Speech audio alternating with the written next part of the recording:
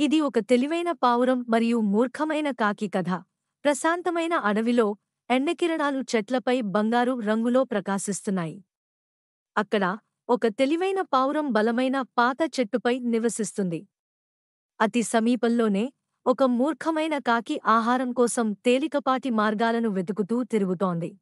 ఒకరోజు ఒక రైతు ఓ మైదానంలో రుచికరమైన అన్నాన్ని ఉంచి ఉచ్చుగా పెట్టాడు. అది సులభమైన భోజనంలా ఉంది అని కాకి భావించింది. కాని పావురం ఇచ్చిన ఉచ్చుల పట్ల హెచ్చరికను అది నిర్లక్ష్యం చేసింది. ఆపరపాటు కాకి భోజనం కోసం క్రిందికి ఎగిరింది. అకస్మాత్తుగా దానిమీద ఒక వల పడింది.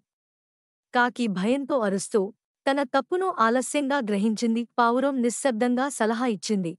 నిశ్చలంగా ఉండి చనిపోయినట్టు నటించు. రైతు వల తీయగానే వెంటనే పారిపో. కాకి సందేహించిందా? చివరకు సూచనను అనుసరించింది. రైతు వల ఎత్తాడు. కాకి చనిపోయిందని అనుకున్నాడు. అదే సమయంలో కాకి తన రెక్కలను ఊపుతూ వేగంగా పరుగు తీసింది. నేను ఇకపై నీ తెలివైన మాటలను అవహేళన చేయను అని అది పావురానికి వాగ్దానం చేసింది. ఆ రోజునుంచి కాకి పావురం తెలివిని గౌరవించింది. మరింత జాగ్రత్తగా ఉండడం ప్రారంభించింది. తెలివి, ఓర్పు ఎప్పుడూ రక్షణ మరియు విజయం తెచ్చిపెడతాయి. తెలివి అత్యంత విలువైన ఆస్తి.